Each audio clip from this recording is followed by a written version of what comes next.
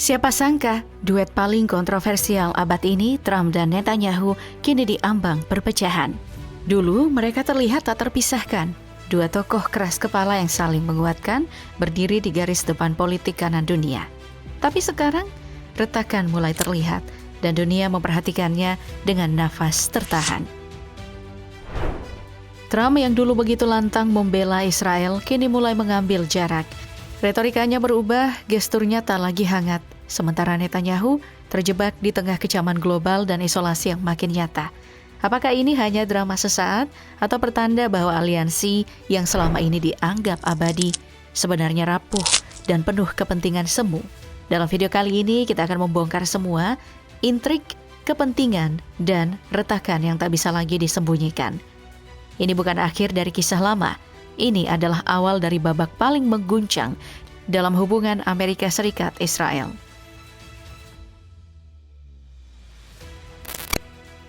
Ketika Donald Trump kembali menempatkan kursi presiden di Gedung Putih, banyak pihak berharap hubungan Amerika Serikat-Israel akan kembali ke masa kejayaan. Awalnya, semua tampak berjalan mulus dan harmonis. Trump segera mengambil langkah tegas dengan membalik kebijakan yang diterapkan oleh pemerintahan Biden sebelumnya. Ia mencabut sanksi yang ditujukan kepada kelompok pemukim Israel ekstremis yang terlibat kekerasan di wilayah tepi barat. Kebijakan yang sebelumnya membuat Netanyahu cukup kecewa. Tidak hanya berhenti di situ, Trump juga mempercepat dan memperbesar dukungan militer Amerika terhadap Israel. Mulai dari pengiriman senjata berat, peningkatan sistem pertahanan, hingga bantuan keamanan yang diperluas secara signifikan. Amerika pun kembali dipandang sebagai pelindung utama Tel Aviv. Bagi Netanyahu, perubahan ini seperti angin segar yang sangat dinanti-nantikan. Namun, angin itu tak bertahan lama. Secara perlahan, arah kebijakan Trump mulai menjauh dari dukungan tanpa syarat kepada Israel. Dalam konflik terbaru yang memanas di Gaza, Trump tiba-tiba memberikan tekanan agar Israel segera menghentikan operasi militer melalui gencatan senjata.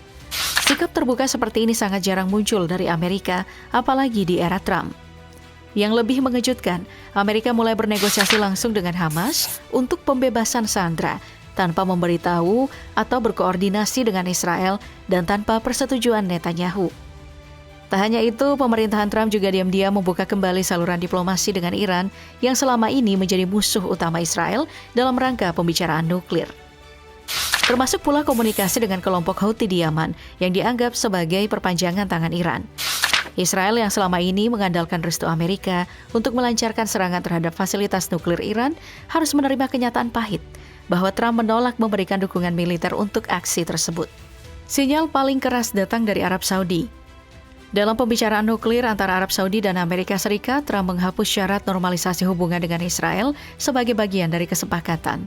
Langkah ini secara langsung melemahkan posisi diplomatik Israel di kawasan. Pada puncak ketegangan, Trump kembali mengeluarkan ultimatum kepada Israel. Hentikan operasi militer atau dukungan Amerika bisa dicabut. Ia juga menuntut agar Israel mengizinkan masuknya bantuan kemanusiaan ke Gaza. Tekanan ini bukan lagi dilakukan secara sembunyi-sembunyi. Trump mengumumkan terang-terangan di berbagai forum internasional dan media global. Netanyahu, yang selama ini yakin Amerika akan selalu mendukungnya, mendadak merasa sangat terisolasi. Sejumlah pejabat militer Israel menyebut momen ini sebagai titik paling berbahaya dalam hubungan kedua negara. Tanpa dukungan Amerika yang kuat, operasi militer Israel di Gaza berpotensi lumpuh, sementara tekanan internasional semakin memuncak. Meski begitu, Netanyahu tetap menolak menyerah. Namun tekanan terus berdatangan. Pengiriman amunisi dibatasi, akses ke senjata presisi dipersulit, dan pengaruh lobi Israel di Kongres semakin melemah. Amerika bahkan memberikan sinyal bahwa dukungan di Perserikatan Bangsa-Bangsa bisa berubah jika Israel terus mengabaikan seruan untuk gencatan senjata dan menambah jumlah korban sipil. Disinilah Tel Aviv mulai menyadari kenyataan yang pahit. Amerika yang mereka kenal dulu kini telah berubah menjadi sesuatu yang berbeda. Di sisi lain, publik justru mempertanyakan, apa alasan dibalik perlambatan dukungan Amerika kepada Israel sampai Israel mulai mengupayakan kemandirian strategisnya sendiri? Apakah ini sekadar situasi sementara atau justru awal dari perubahan besar yang bisa mengubah peta kekuatan global?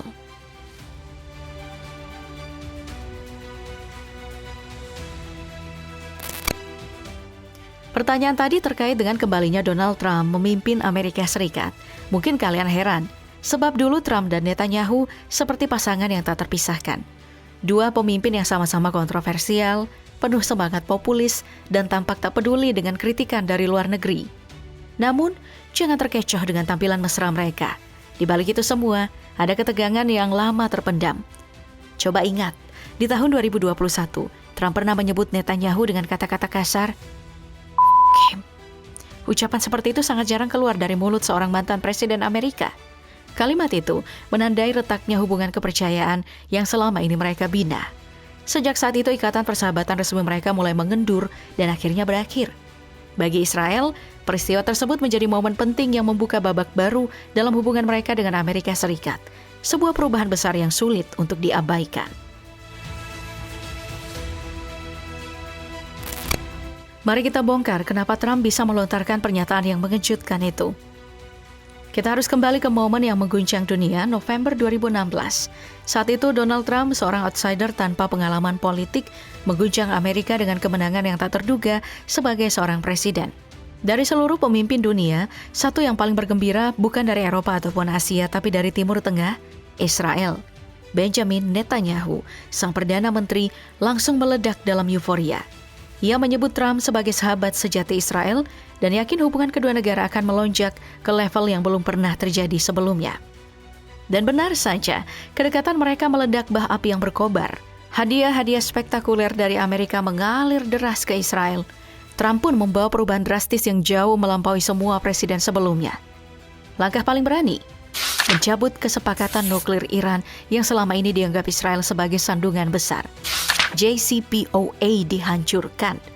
Lalu, peristiwa paling gempar, pembunuhan Jenderal Qasem Soleimani, otak militer Iran, pada Januari 2020.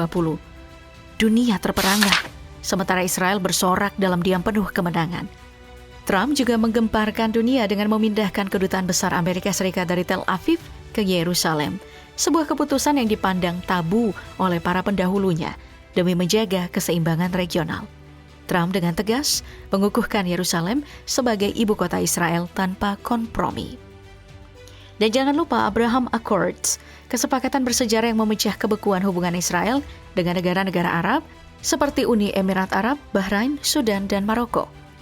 Lompatan revolusioner di Timur Tengah yang tak pernah terbayangkan sebelumnya, di mana Trump jadi tokoh sentralnya. Bagi Netanyahu, ini bukan sekadar keberuntungan, ini adalah kemenangan luar biasa dalam satu periode kepresidenan yang memberi lebih dari 2 dekade diplomasi biasa. Trump sudah memberikan segalanya, pengakuan Yerusalem, pemindahan kedutaan, tekanan maksimal terhadap Iran, dan normalisasi hubungan Israel dengan dunia Arab. Namun seketika, kemenangan itu berubah menjadi luka saat Trump kalah pada pemilu 2020. Netanyahu yang selama ini berdampingan dengan Trump justru cepat-cepat mengirim ucapan selamat kepada Joe Biden. Langkah diplomasi ini menyulut amarah dahsyat Trump. Baginya itu adalah pengkhianatan. Kata-kata kasar pun meluncur dari bibir sang mantan presiden, menghancurkan hubungan yang selama ini dianggap tak tergoyahkan.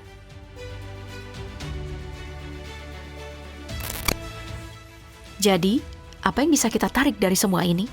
Intinya, di balik segala kata-kata manis tentang persahabatan, pelukan diplomatik, dan janji kerjasama militer, Washington kini menegaskan satu prinsip utama.